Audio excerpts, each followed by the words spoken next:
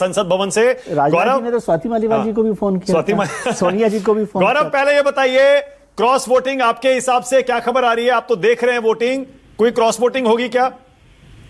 देखिए, बिल्कुल जो आंकड़े हैं दोनों तरफ के, एनडीए अपने आंकड़े को लेकर कंफर्म है कि उन्हें 436 से 437 वोट मिलेंगे। जहां तक क्रॉस वोटिंग का सवाल है, थोड़ा सा और इंतजार करना होगा मानक, लेकिन ऐसी खबरें हैं कि कुछ वोट जो है इधर का उधर गया है।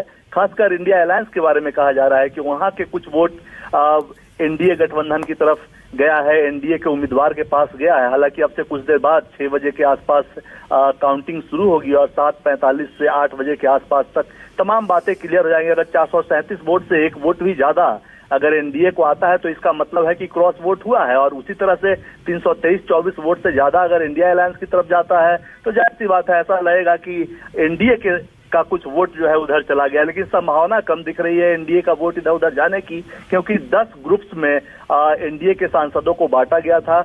2-3 दिन से लगातार मैन टू मैन मार्किंग थी कि कोई भी वोट इधर उधर जाने की बात तो खैर बात की बात है, वो तो नहीं ही जाना है, लेकिन इनवैलिड भी ना हो। क्योंकि प्रधानमंत्री ने भी कल जब कार्यशाला ली थी इस मुद्दे पे तो उन्होंने कहा था कि अगर एक वोट भी इनवैलिड हुआ तो विपक्ष नैरेटिव सेट करेगा कि सरकार कमजोर है। तो ऐसे में थोड़ा सा हमें इंतजार करना होगा, लेकिन ऐसी संभावनाएं दिख रही है कि कुछ इधर उधर हुआ है। और लेकिन वो फाइनल आंकड़ा जब आएगा 7:45 के आसपास की किसको कितने वोट मिले, एनडीए को कितना मिला, इंडिया अलायंस को कितना मिला, तभी क्लियर हो पाएगा इसमें। लेकिन हाँ, ऐसी कुछ खबर सूंघते हुए ऐसी कुछ खबर आ रही है। ऐसा लग रहा है कि कुछ वोट जो है इधर का उधर हुआ है। क्योंकि इसमें व्हीप नहीं होता तो उसका उल्लंघन का तो सवाल ही नहीं है। तो अंतरात्मा की आवाज देखना होगा कि किसकी तरफ किसका वोट गया है। ठीक है। अच्छा, ये भी बता दीजिए कि ये जो निर्दलीय सांसद हैं या फिर जो छोटी पार्टियां हैं, उनमें से कौन कौन वोट देने आया है, कौन कौन नहीं आया है?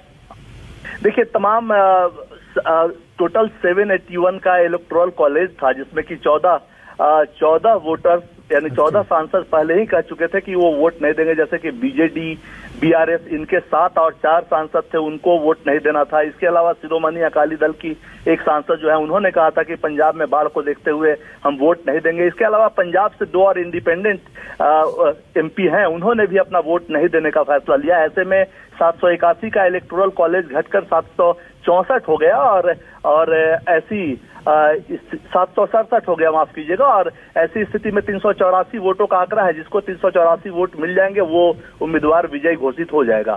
ठीक है, ओके। आपको लग रहा है 7:30-8 बजे तक ये नतीजा आ जाएगा गौरव?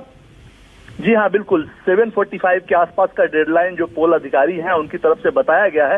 हालांकि उपराष्ट्रपति के चुनाव में ज्यादा वक्त नहीं लगता है, क्योंकि यहाँ पे वोटिंग प्रेफरेंस का मामला 1 और 2, चूंकि 2 उम्मीदवार है, 2 का होता है और क्लिष्ट नहीं होता इसका गणित उप राष्ट्रपति चुनाव की तरह, क्योंकि सिर्फ दोनों सदनों के सांसद ही इसमें वोट डालते हैं। लिहाजा उम्मीद की जा रही है कि 5 से 6 के आसपास अभी जब वोटिंग खत्म हो गई तो उसके बाद अब इनवैलिड वोटों को पहले छांटा जाएगा, देखा जाएगा क्या कोई इनवैलिड वोट भी है। उसके बाद 6 बजे से काउंटिंग शुरू होगी और 7:45 के आसपास का वक्त बताया गया है वोटिंग ऑफिसर्स की तरफ से कि उसके आसपास परिणाम का ऐलान हो जाएगा। ठीक है, ओके। थैंक यू गौरव इस जानकारी के लिए। के शर्मा एक कमेंट करिए। अतुल लोंढे पाटिल भी आ रहे हैं।